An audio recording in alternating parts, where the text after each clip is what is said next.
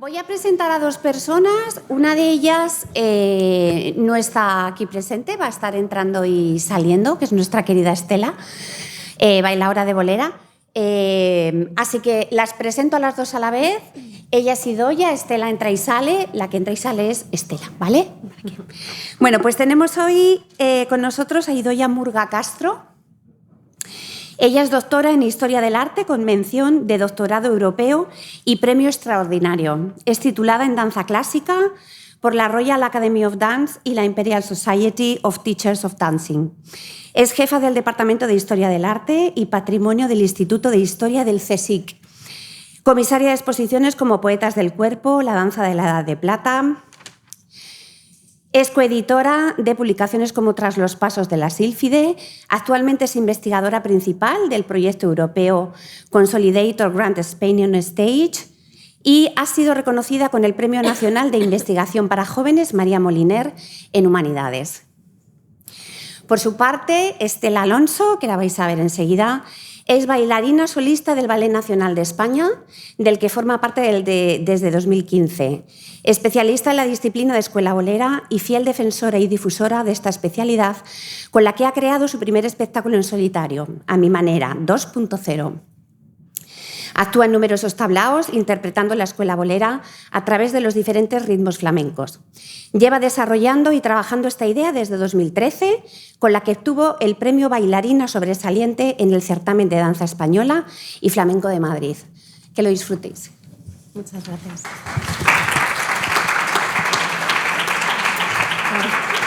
Sí, aquí está bien. Muchas gracias. Buenos días. Bueno, quiero comenzar dando las gracias por la invitación, la organización de este seminario y especialmente por el reto. Sí, perdón, a ver. ¿Se me escucha bien así?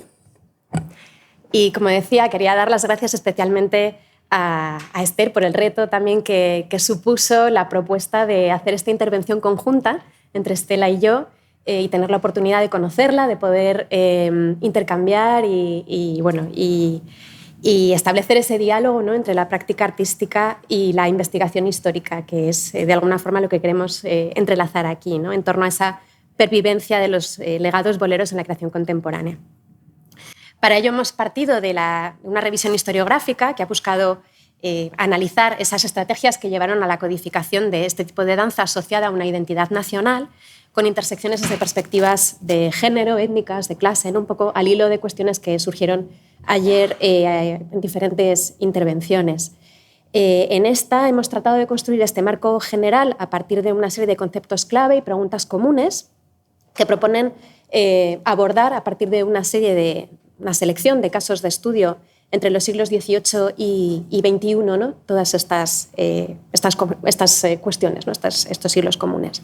Con ello queremos ilustrar la pervivencia de estos legados boleros desde las referencias dieciochescas a los hitos de esa cultura romántica, como nos planteaba la intervención anterior de Rocío Plaza Orellana, a los que siguió ese declive en favor del auge del flamenco, al tiempo que algunas sagas y figuras pues consiguieron mantener esas prácticas y volcaron esas herencias en nuevos proyectos escénicos, lo que de alguna forma también plantea debates en torno a la conservación, a la patrimonialización o a la actualidad de este tipo de danzas, ¿no? A partir de la interpretación de distintas piezas que tendremos la suerte de ver encarnadas por Estela Alonso, expondremos cuestiones como la presencia de la danza en la construcción de los imaginarios de lo español, la convivencia de legados en el archivo corporal, teniendo en cuenta esa idea del cuerpo como archivo, ¿no?, que desarrolló André Lepesky, y la evolución hacia la denominación de escuela, entre comillas, con las consecuencias que ello conlleva, ¿no? Y también hablaremos de ello a continuación.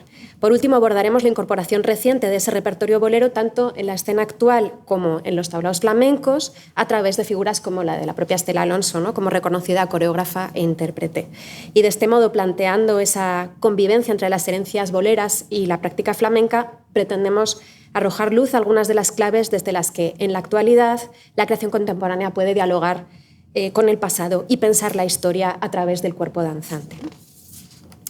Comenzaremos entonces una primera parte de esta intervención planteando una breve panorámica a través de las fuentes históricas que permiten entender cómo el lenguaje bolero sirvió de instrumento para la construcción identitaria del lo español, para convertirse en ese baile nacional, ¿no?, a finales del siglo XVIII, vinculado a fenómenos como el del majismo, el casticismo, a partir de perspectivas también de la otredad. En la bisagra entre los siglos XVIII y XIX, el baile bolero se convirtió en la forma dancística sobre la que se levantó la construcción identitaria nacional y se configuraron los imaginarios y estereotipos luego expandidos hacia el flamenco en la asociación con lo español. Como ha estudiado María José Ruiz Mayordomo, que es una de las mayores conocedoras de la evolución histórica de este género dancístico, entre 1760 y 1799, formas como el fandango, las seguidillas y sus variantes ocuparon un lugar preeminente y bascularon entre el contexto social y el escénico, entre la función amateur y la profesional.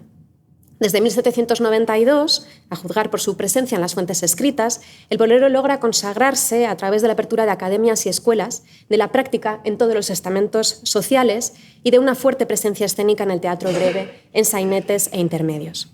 Estas formas coréuticas provenían de una evolución escénica que con el paso del tiempo se acabaron asimilando a la conformación propia del género del bolero, cuya primera mención conocida hasta la fecha este investigador ha localizado en 1786, apenas un año antes de la referencia a unas seguidillas boleras como intervención independiente del cierre de una tonadilla, ¿no? Queda un poco la foto fija, ¿no?, de la evolución en este momento. La revisión historiográfica evidencia los hitos en los que, con el pasar de los siglos, un determinado lenguaje transita por un proceso de codificación a partir del establecimiento de pautas y normas que ordenan la ejecución de los pasos, las actitudes y las dinámicas de un determinado género. Identificado ya en 1796 como ese baile nacional, como decía, en él confluyen tradiciones y bailes de diversa procedencia, al tiempo que se asocian determinadas piezas a ese conglomerado identitario cada vez más marcado. En ese intervalo entre centurias aparecen las menciones en las fuentes a algunos de esos supuestos promotores de las primeras codificaciones del lenguaje bolero, menciones de figuras que basculan a veces entre el dato histórico y el relato ficticio, ¿no?, como aquel bailarín Sebastián Cerezo, al que denominaban bolero, que cuenta Don Preciso, el maestro Requejo o Antón Boliche, ¿no?, este personaje probablemente referencia satírica, ¿no?, como explica Ruiz Mayordomo. La danza dieciochesca albergaba en su repertorio coréutico los legados barrocos que continuaron circulando a través de los tratados y en forma de notación y fuentes gráficas, como han apuntado distintos estudios de Cecilia Nocili, de Beatriz Martínez del Fresno o de Cristina Marinero, ¿no? Además, en España, esta consideración del bolero como baile nacional convivió con el desarrollo de la ópera y el ballet d'acción, como acabamos de escuchar, ¿no?, en esos escenarios correspondientes con las jerarquías a veces más elevadas, donde fueron contratados responsables de procedencia extranjera, como Domenico Rossi, Salvatore Vigano, Gaspar Angiolini, entre otros, o actuaron compañías foráneas, ¿no?, como ha estudiado también en su tesis doctoral Tatiana Stepanova.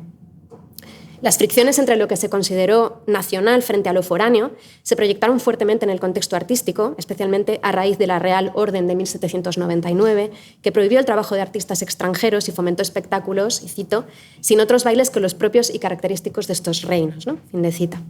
Y sobre todo, al calor de la invasión napoleónica, que fue leída en clave nacionalista como esa guerra de la independencia contra Francia, entre 1808 y 1814, y que sin duda marcó los procesos de construcción identitaria nacional por oposición a un enemigo invasor. Estas mismas estrategias y dinámicas se verían acentuadas por los conflictos generados por las independencias de las colonias, una perspectiva que creo que es fundamental que cada vez tengamos más en cuenta, tanto en Latinoamérica como en el Pacífico, así como los problemas con la monarquía borbónica, el abortado desarrollo de la Primera República Española, el desgaste de las guerras carlistas y sus enfrentamientos por la sucesión monárquica.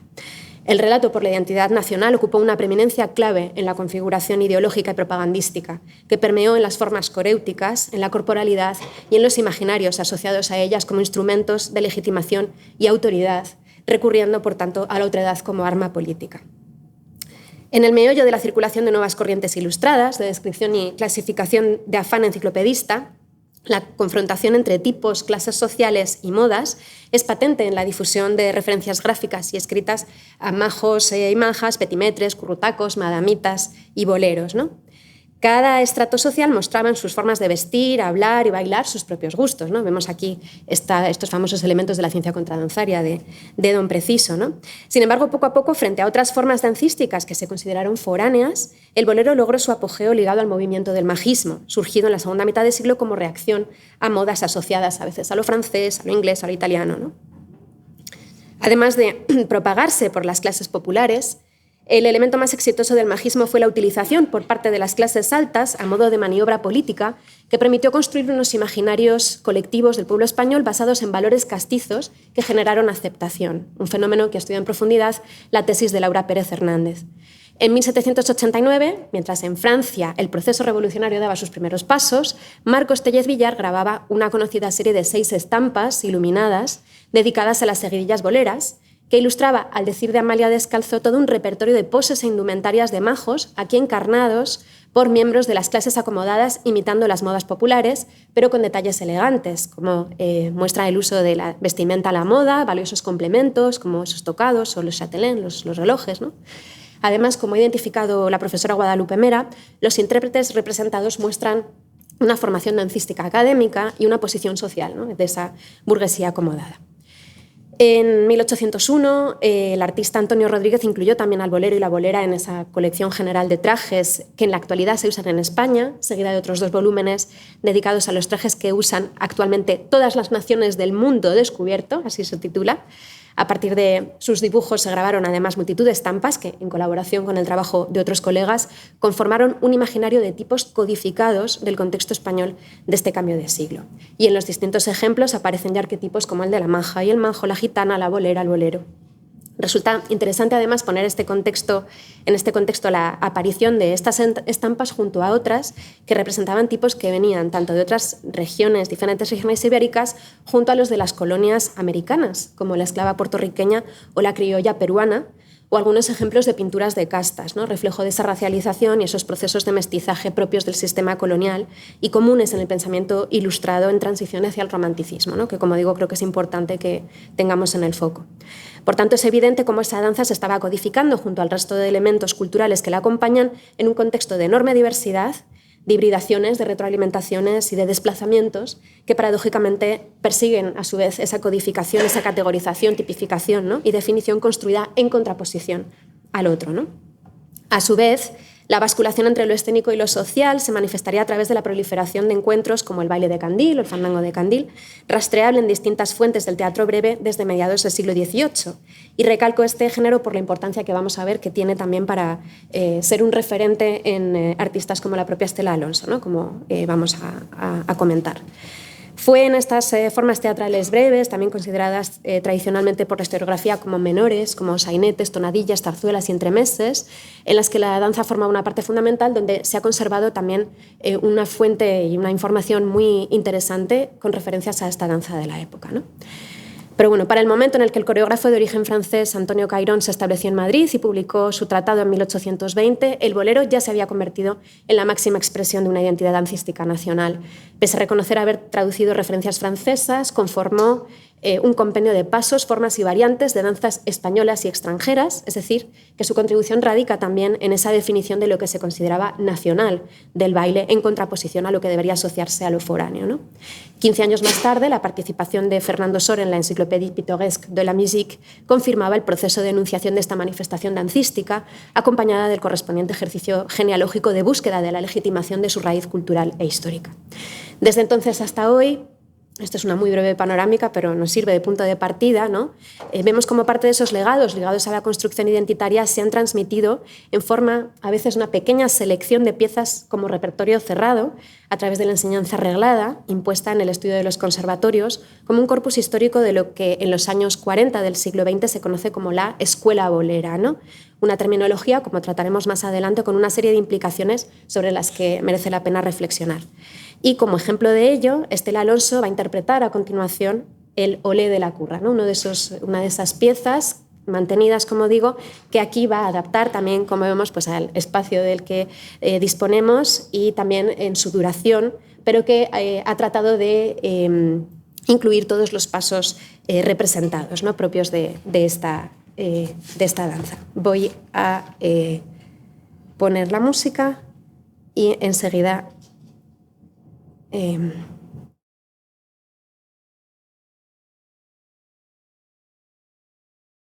damos paso a Estela.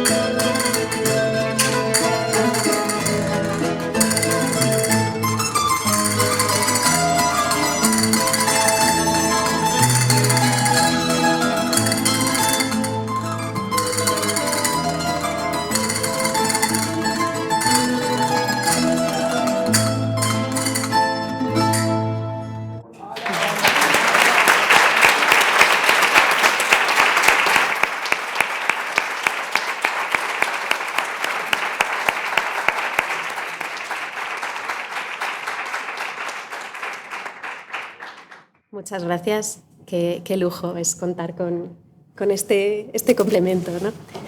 De la teoría y la práctica y poder ilustrar viendo bailar a alguien como Estela, ¿no?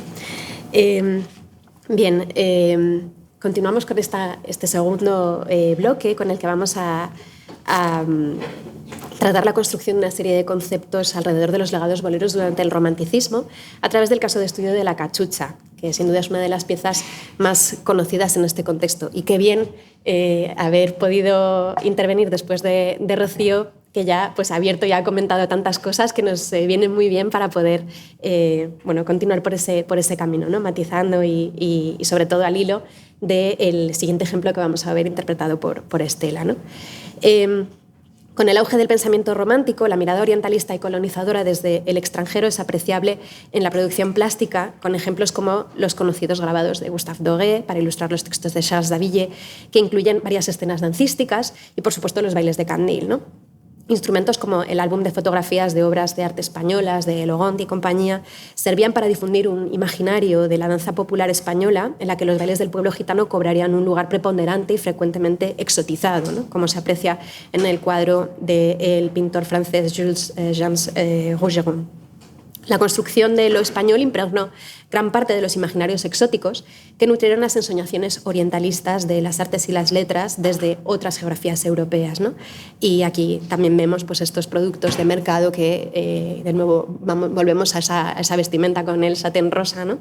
Que se difundieron en este momento con ese punto turístico, ¿no? Como comentaban antes. Entre sus causas cabe mencionar la circulación de numerosos artistas nativos por teatros internacionales. Perdón, que estos tiempos de catarros con cambios de clima son tremendos. Bueno, como digo, entre estas causas cabe mencionar la circulación de numerosos artistas nativos por teatros internacionales, los exilios de intelectuales y creadores españoles, la documentación de viajeros extranjeros que buscaban formas de vida marginales para los códigos sociales y morales establecidos en sus lugares de origen e identificados con la bohemia, con los gitanos, los bandoleros y el pasado andalusí. Pero volviendo a nuestro caso, como estudia actualmente la tesis de nuestra compañera Dolma Jover, pocas referencias en la historia de la danza acaban teniendo tantas capas de significados en contextos diversos como la cachucha, ¿no? Ese baile popular, luego trasladado a la escena como parte de un ballet, luego independizado en el solo de concierto, ¿no? Las cuestiones que ha tratado Rocío en su intervención anterior, ¿no?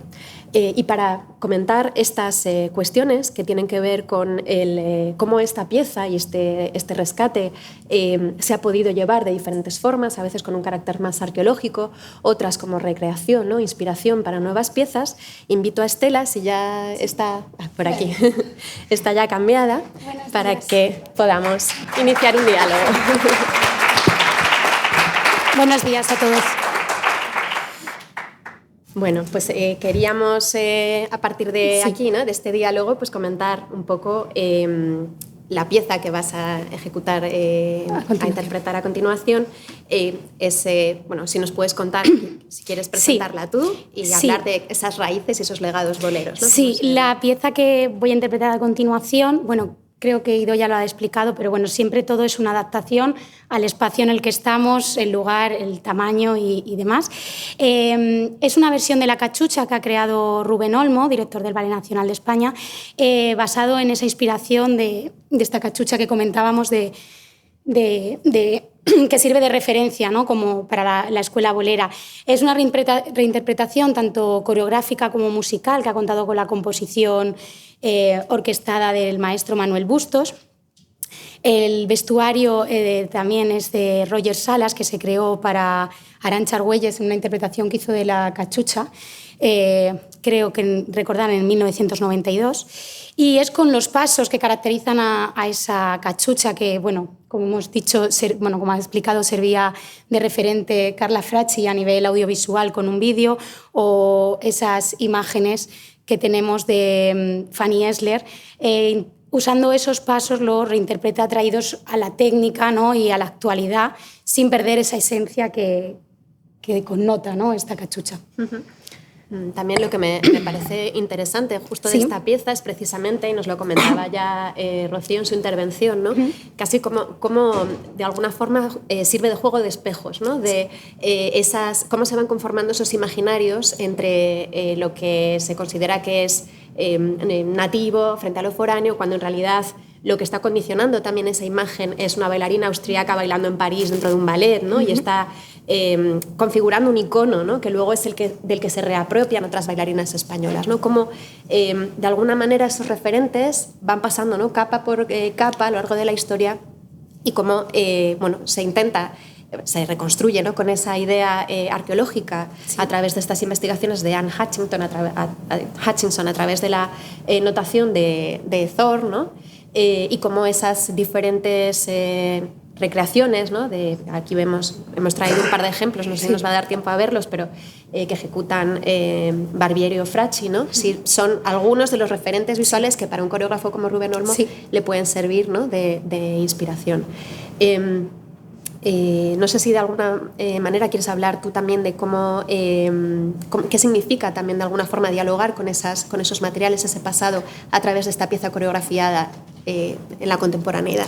Sí, me parece una manera muy interesante, ¿no? De actualizar este tipo de repertorios que forman parte de nuestra historia, que han consolidado las bases de lo que conocemos ahora como la escuela bolera, y traerlas a una actualidad con, bueno, los bailarines físicamente y técnicamente como estamos ahora mismo, después de todo a lo largo de la historia, esa influencia que ha habido recíproca, ¿no? De cómo se quisieron apropiar de lo español y cómo lo español aceptamos esa manera de la danza clásica, y nos ha servido como base para nuestra escuela bolera que comentábamos, ¿no? Que para mí como bailarina es la base de mi danza española para poder ejecutar de manera técnica este tipo de coreografías. ¿Quieres que veamos de las dos reconstrucciones alguna?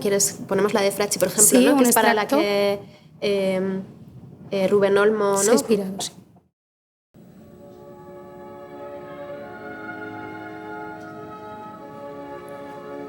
Un poquito adelantado, sí. Vamos a poner.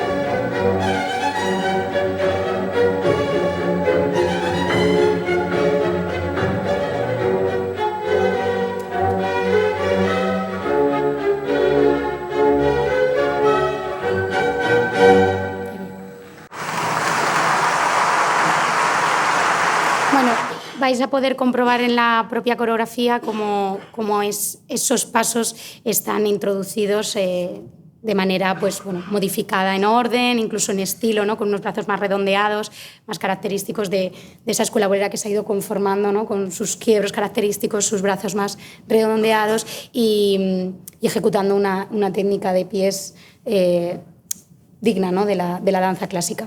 Pues si quieres, Estela, mientras vas a cambiarte, a cambiarme. Sí.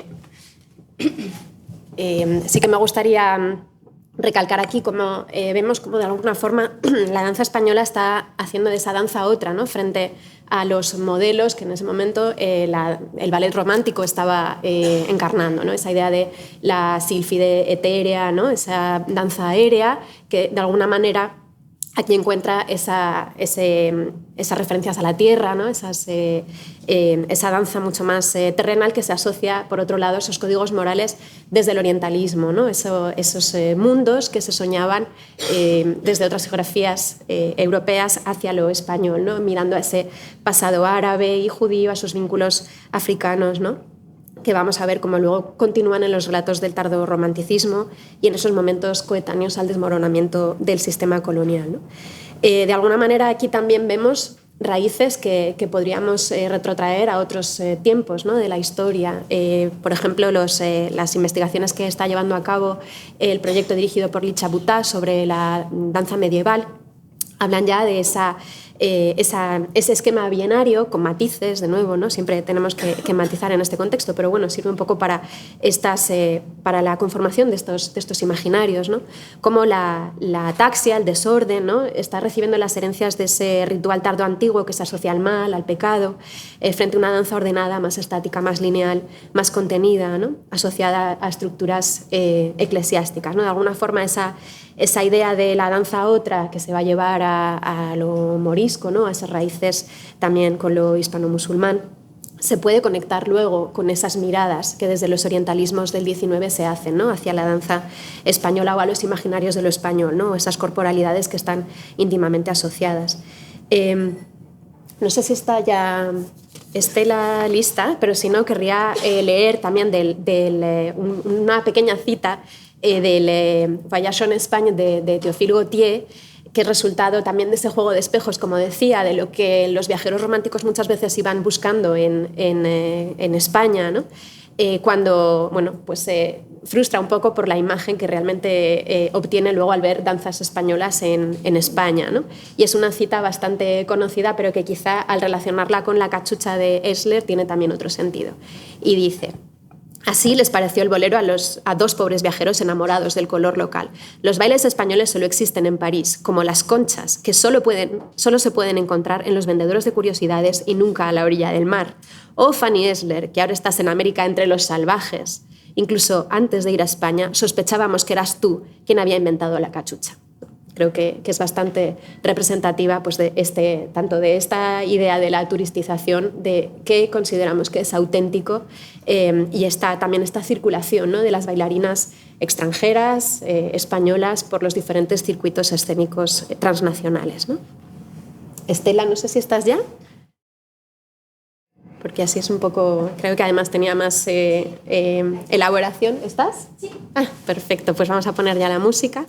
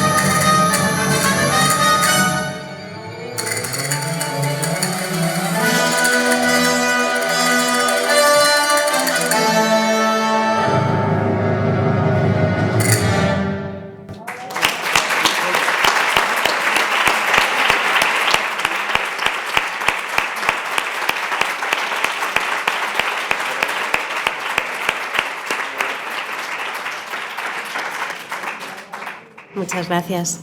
Continuamos entonces. Y no quiero... veo que vamos con el tiempo un poquito retrasadas, entonces dejaré lo que quería comentar sobre la idea de escuela, que si queréis lo podemos tratar al final de la mañana, en el debate o más adelante. Pero quiero pasar ya a este tercer bloque de nuestra intervención, en el que proponemos reflexionar sobre el lenguaje bolero como ese material de creación contemporánea, ¿no? Como acabamos de ver con el caso de esta coreografía de Rubén Olmo de La Cachucha, pero que también vamos a llevar a otros casos de la propia Estela Alonso, ¿no? Como comentábamos anteriormente, a raíz del Olé de la Curra, el repertorio del bolero en los planes de enseñanza, reglada y no reglada, se reduce a 15 o 20 bailes, depende de las fuentes, en su mayoría transmitidos por la familia Pericet. Marta Carrasco, que publicó aquel estupendo libro, ¿no?, sobre la escuela bolera sevillana, lo divide en 5 grandes grupos, ¿no? Los jaleos, soles y zapateados, los boleros, las seguidillas, los bailes de parejas y los bailes de zapato. El hecho de que este repertorio de escuela bolera resulte a veces tanto limitado, ¿no?, pues ha provocado quizá en la creación contemporánea sensación de constreñimiento, de falta quizá de flexibilidad, ¿no? Y esto quizá es algo que se puede debatir y que se puede ampliar, ¿no?, en quienes están trabajando con estos lenguajes y están revisitando, ¿no?, estas herencias. No sé si Estela ya estás por aquí también, si quieres pasar. Sí. Esto es. Si has podido respirar para poder hablar. Bueno, yo quería simplemente introducir esta parte en la que podemos hablar, si quieres, de estos procesos creativos a partir de estos materiales y de estos legados, apuntando de alguna manera cómo las fuentes históricas nos ofrecen también información sobre distintos momentos en los que maestros, coreógrafos o intérpretes han realizado modificaciones sobre los legados recibidos, ¿no?, para hacerlos lógicamente evolucionar y crecer, ¿no?, y proponer novedades, ¿no? Y, por ejemplo, pues, Guadalupe Mera en sus investigaciones rescata cómo Pedro de la Rosa o Sebastián Cerezo llevaron a cabo esos procesos de estilización de las seguidillas manchegas o las seguidillas boleras que dieron lugar a otras variantes, jugando con la complejidad técnica, el virtuosismo, o como también otras fuentes mencionan cómo el maestro Requejo fue el responsable de sustituir en el ámbito social el acompañamiento de guitarra por el violín y la flauta, ¿no?, o la limitación de estos movimientos conforme a los cánones morales más decorosos en la época, ¿no? Por ejemplo, cito también las investigaciones de Javier Suárez Pajares, ¿no?, desde la musicología, que hablan de cómo ese nacimiento del bolero para orquesta también ayudó a dignificar la integración del género en el contexto escénico, ¿no?, y por tanto a desarrollar el baile en el ámbito más profesional, ¿no? No sé si te voy dando ya tiempo a recuperar un poco la respiración, pero bueno, podíamos citar también a Mariemma, que también en distintas ocasiones habla de esa necesidad de que cada maestro aporte algo nuevo a los bailes y que esto evolucione y se enriquezca, ¿no? De manera que, bueno, es algo que vemos que tiene esos referentes, pero que a veces no ha sido tan sencillo, ¿no? No sé si desde tu experiencia, ¿cómo lo ves tú en ese mirar al pasado y ese recuperar todos estos legados hacia la creación contemporánea, ¿no? Sí. Bueno, hablábamos estos días cuando surgió el tema de esta ponencia, ¿no?, de la importancia, ¿no?, de que la escuela bolera también evolucione. Yo considero que todo en la vida evoluciona la sociedad, evoluciona la forma de sentir, de relacionarnos, de expresarnos, ¿no?, incluso de comunicarnos, y bueno, pues la danza es una de nuestras formas de expresión más antiguas. Creo que en casi todas las danzas y disciplinas esta evolución se palpa y se siente y es coetánea a los tiempos que vivimos. Y en el caso de la escuela bolera es muy típico, no, se nombra enseguida esa estilización de zapatilla. Es cierto que se va estilizando ese repertorio, pero desde mi opinión personal, y abierto a un debate muy amplio que creo que no da tiempo, pero creo que es una manera de perder el uso, ¿no?, de la palabra o del conjunto de palabras escuela bolera. Si ya de por sí es como la parte de la danza española más olvidada y menos representada en nuestros escenarios, si dejamos de usar, ¿no?, ese término de escuela bolera para darlo a conocer tanto a nuevas generaciones como al público que lo desconoce, usando otros términos como mencionábamos de estilización de zapatilla, bueno, yo personalmente soy de las que considero que intento hacerlo con mis creaciones contemporáneas, como hablábamos de tener una base muy sólida de los conocimientos que son la escuela bolera que he tenido en mi formación, pero actualizarlos a mi cuerpo, a mi sentir de hoy en día. Creo que hablaría de influencia y enriquecimiento de otras disciplinas y no de fusión o de evolucionar hacia otras, ¿no? Yo creo que, por ejemplo, en este caso, como has mencionado anteriormente, la influencia de la danza clásica es muy notoria en la escuela bolera y en su evolución en cuanto a la técnica, al virtuosismo, el tipo de elementos que se usan en cuanto a giros, saltos, entrepasos. En este caso, con el flamenco, que es lo que va dirigido este seminario en concreto, la riqueza de sus ritmos flamencos, de su sentimiento, de su forma de expresión, perdón, creo que también suman y enriquecen, ¿no?, a una escuela bolera también que se utilizaba anteriormente, pero que creo que es interesante, ¿no?, en la actualidad también nutrirse de ello. Incluso pues, con esa danza contemporánea tan actual y tan importante en el mundo ahora mismo, pues, nutrirse de esa fluidez, de esa libertad de movimiento. Yo intento siempre con mis creaciones no perder la base de que la escuela bolera esté patente y se reconozca fácilmente, aunque haya influencia de otros registros o de otros estilos, como he mencionado anteriormente, pero que es su torso característico de quiebros, sus braceos, ¿no?, más redondeados, pasos característicos como, igual que habéis visto en estas dos piezas anteriores, bodorneos, rodazanes, matalarañas, panaderos, que son característicos de esta disciplina, que no son de la danza clásica, otros muchos sí que los hemos incorporado, estén, pero no por ello estar dentro de una cajita que no se pueda pasar ciertos límites. Cuéntanos, sí, qué vamos a ver en A la luz de Candil. Bueno, no sé cómo quieres gestionarlo de tiempo. ¿Quieres...? Porque, o sea, traíamos una pieza que para mí, bueno, pues sería interesante mostrarla porque es coreografía mía propia, inspirada, un poco se llama La luz del candil, inspirada en esos bailes del candil, como, bueno, un poco digo en la introducción de esa coreografía, ¿no? Esa luz del candil que ha guiado la historia de la escuela bolera, ¿no? Cómo ha llegado hasta nuestros días. Lo hago con una versión a guitarra de Víctor Tomate, es una bulería, que creo que la guitarra también ha estado muy ligada en el camino de la escuela bolera, desde pues esos bailes de palillos, del candil y demás, y muy presente actualmente. No sé. Vamos mal de tiempo, por entonces, eso. si quieres, sal. 15 minutos bueno, tenemos. yo vale. te lo digo, lo podemos hacer, o si no, podemos saltar este. ¿Sí? Sí. Digo, Yo si no, creo que por nos da mostrar. tiempo. Hombre, No, lo digo por mostrar, verte si no, bailar. la parte del tablao, que es un poco a lo que va referido el seminario. Yo creo que nos da tiempo a los dos. ¿Nos da tiempo a todo? Venga, sí, pues yo hablo menos, voy al lío. pero hay que... ¡Vamos! Hombre, teniendo a Estela Alonso, hay que verla bailar. Yo me callo y corto lo que haga falta.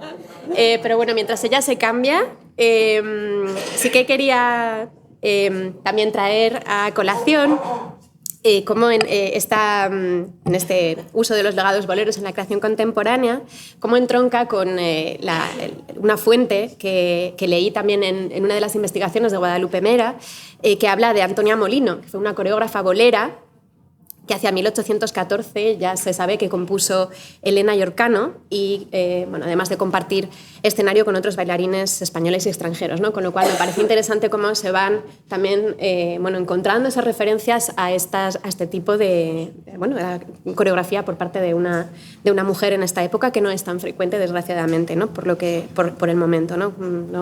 No tenemos tantas fuentes que lo evidencien.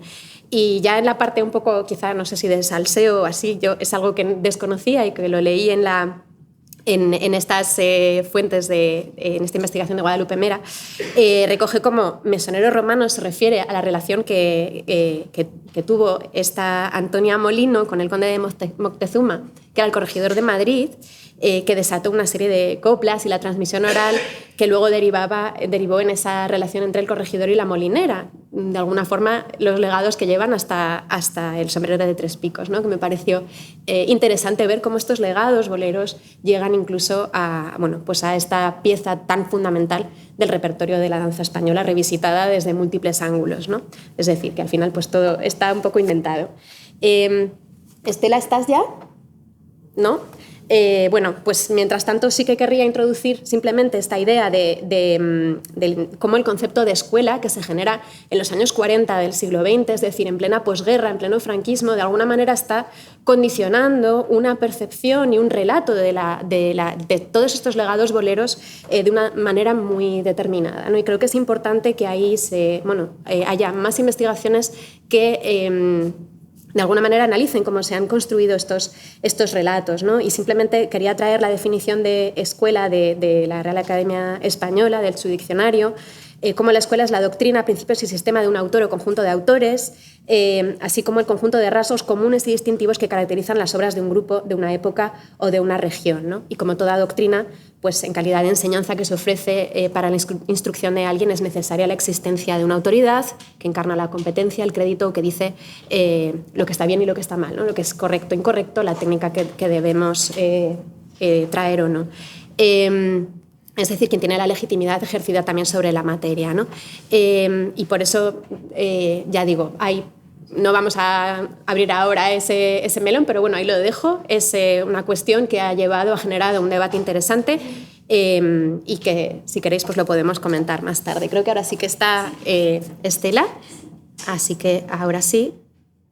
Creo que aquí sales, ¿verdad?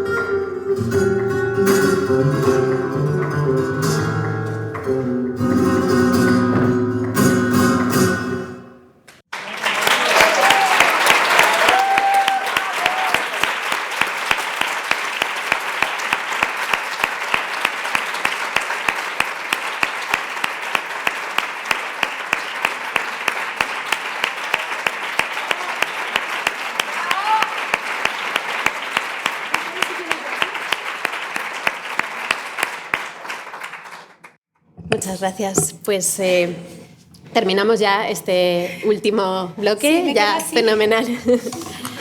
Va un poco en contra de mis principios estar sentada aquí con el vestuario, pero bueno, es para agilizar. Sí, pero bueno, por el bien del seminario, ¿vale? todavía unos minutos, ¿verdad, Esther? Estoy con la boca abierta.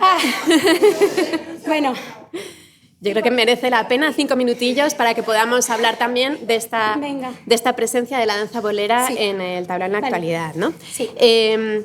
Un registro aparentemente reciente en la escena presente, pero que también se construye sobre referentes en el pasado, que parten de los bailes de Candil, como nos acabas de mostrar, y también en los mismos cafés cantantes, ¿no? Tenemos esas fuentes que nos enseñan cómo ha habido esos trasvases entre las danzas boleras y el nacimiento y la expansión del flamenco desde el último tercio del XIX. Casos como, de diferentes investigaciones, ¿no? Que nos hablan, también lo comentaba ayer la intervención de Fernando López, como en este tipo de espacios pues podía haber una enorme diversidad de espectáculos, pero digamos que eso, ¿no? Nos interesa hablar de esta imbricación, ¿no? De lo bolero y lo flamenco. No sé si quieres, si quieres directamente entrar en hablar de esos procesos de traducción, ¿no? De tu trabajo. Vamos a ponerlo también aquí. Bueno, para mí fue un proceso de investigación que comenzó hace muchos años, 2013. Empezó como un estudio, yo no contaba con elementos audiovisuales para poder tener referencias. Luego me he informado y he visto pues, esas referencias de bailes de Candil y demás, pero no tenía la referencia de una bailarina de escuela bolera interpretando palos flamencos. Entonces, bueno, surge como un proceso de investigación, de meterse en un estudio e intentar transcribir los registros, ¿no? del flamenco en sus diferentes palos en cuanto a métrica, intenciones, comunicación con los músicos e intentar transcribirlos al lenguaje de la escuela bolera. Muy importante para mí que nunca se convirtiese en flamenco con zapatilla, sino que la base de la escuela bolera esté tanto en sus líneas de torso, de brazos y demás, como en los pasos característicos que mencionaba anteriormente. Importante también adecuar este registro a un espacio que podría ser perfectamente un espacio pequeño, diferencia de los grandes escenarios a los que solemos estar acostumbrados los bailarines, sobre todo de escuela bolera y danza española, y trabajar con músicos en directo en una improvisación que tampoco suele ser la que solemos emplear cuando nos subimos a los escenarios con coreografías ya pactadas y ensayadas durante tiempo. Surge como una transcripción total de ir viendo cada estructura, la llamada, cómo lo puedo transcribir con pasos, pues para mí es un momento fuerte, pueden ser saltos, pueden ser giros, la letra hay que escuchar al cante, muy importante siempre adaptar el baile a los músicos y que tenga sentido, que no sea bailar por bailar, sino que lo importante del flamenco en el directo con el tablao es esa comunicación recíproca entre músicos y bailadores, o en este caso bailarines, ¿no? Como comentaba, comenzó con una propuesta, un certamen en 2013 que se llamaba A mi manera, una coreografía mía propia, que eran unas alegrías interpretadas con escuela bolera. A raíz de ahí tuve la oportunidad de ir en diferentes tablaos, como fue el primero en el Villarrosa, a través de Jonathan Miró, pero siempre eran con intervenciones de piezas del repertorio interpretadas con música flamenca, como fue el Vito.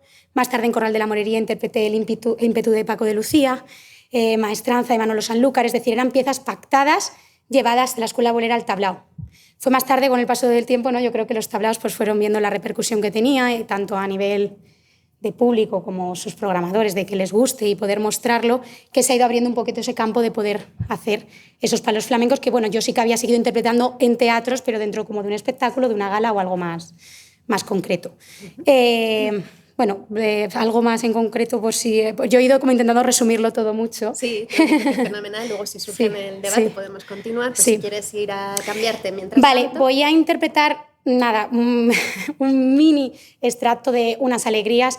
Para quien conozca, ya bailar flamenco con una música grabada es complicado porque no es lo mismo que un directo en cuanto a... ¿Ya? Ah, no, bueno. Claro. Bueno. Tenemos el descanso ahora, ¿no? El café nos lo tomamos más rápido, pero escuchamos. Sí, bueno. Bailar a Estela. Perdón, me he perdido de lo que estaba diciendo. Sí, la música grabada. Ah, claro, bueno, pues que bailar con música grabada ya flamenco, bueno, pues implica que ya no es la naturalidad del directo, de un tablao y demás, pero bueno, como queríamos mostrar aquí, de acuerdo al seminario que está enfocado a vueltas con el flamenco y esa repercusión de la escuela bolera en la actualidad, en los tablaos, que considero de suma importancia, desde aquí lo dejo dicho, es una manera de visibilizar de mayor manera la escuela bolera, de acercarla a un mayor número de público, porque los tablaos, hay un gran número de tablaos, tanto en Madrid como en España en general, tienen una afluencia de público muy grande, a diferencia de los teatros que, por desgracia, no programan con tanta asiduidad ni dan temporadas tan largas a los, por ejemplo, a los ballets que tenemos, como yo, del que formo parte, el Ballet Nacional, o otras compañías privadas que también tienen en repertorio escuela bolera, pero bueno, no es tan fácil acceder a consumir, ¿no?, este tipo de disciplina. Entonces, me parece de suma importancia. Sí que considero que hay que cuidarlo porque es un espacio difícil en el que ejecutar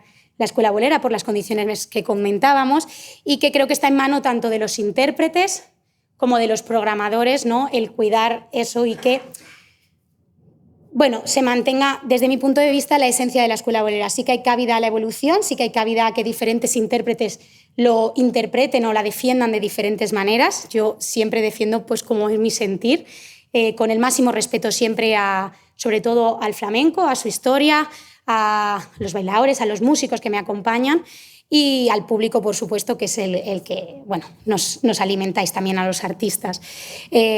Para mí es una vivencia maravillosa que, como comentaba, empezó en 2013 y hoy estoy aquí sentada, 2024, han pasado bastantes años, hablando de la escuela bolera en el tablao. Esa coreografía que os mencionaba, de a mi manera, empezaba con un texto y preguntando tanto al público como a mí misma, ¿y por qué no?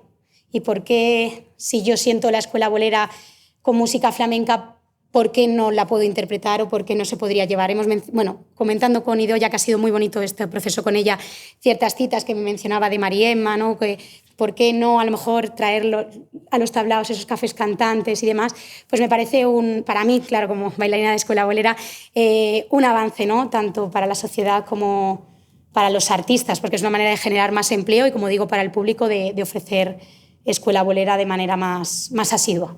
Muy bien, pues entonces me voy a transformar de escuela bolera en el tablao y vuelvo. Estupendo. Yo aprovecho para leer esta cita que comentaba Estela de Mariemma, ¿no?, de su tratado de 1997, en el que decía: he propuesto muchas veces que donde solo se hace flamenco, los tablaos, se establezcan, como se hacía en siglos pasados, cafés cantantes de escuela bolera y flamenco, lo cual sería mucho más ameno y más representativo del baile español que limitarse a una sola de estas formas, que resultará más exótica, pero no por ello más bella. Bueno, esto también es la opinión de Mariemma, pero sí que nos parecía interesante ver, hay otras citas también que no me ha dado tiempo a comentar, pero cómo en el pasado pues también estos diálogos, estos intercambios se han ido dando, ¿no?, cada uno en sus contextos históricos determinados, ¿no?, pero que están estos antecedentes desde los que probablemente pues, se entiende mejor el lugar en el que se sitúa la contribución de Estela Alonso, ¿no?, con esa coherencia y con esa oportunidad que supone recuperar estas prácticas para el panorama escénico actual, ¿no? Y para terminar, simplemente, porque finalizaremos la intervención con las alegrías de Estela, sí que me gustaría concluir diciendo que el estudio de la historia de la danza y la difusión de sus distintos géneros, estilos y lenguajes evidencia un mantenimiento vivo de determinadas formas, como los legados boleros, a pesar de ser considerados por algunos fósiles. No me ha dado tiempo a presentar las citas, pero bueno, sí, como esa idea de elemento arqueológico, ¿no?, sin conexión, con ese enfoque ligado a las políticas de fines asociados a veces a una cierta patrimonialización o ciertos enfoques, ¿no?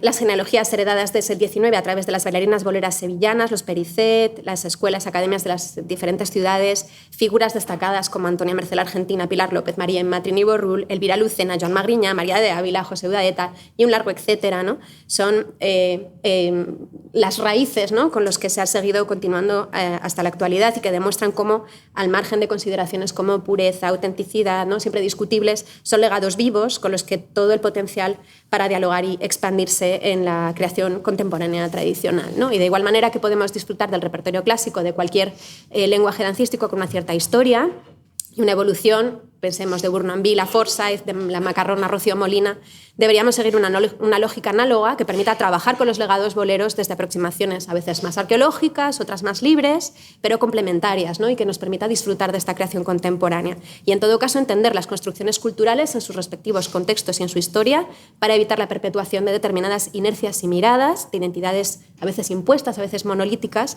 y poder ser más libres a la hora de hacer y de pensar la danza, ¿no? Con esto nos despedimos. Yo quería reiterar mi agradecimiento por este enorme privilegio que para mí ha supuesto poder compartir este espacio con Estela Alonso y os dejo con ella.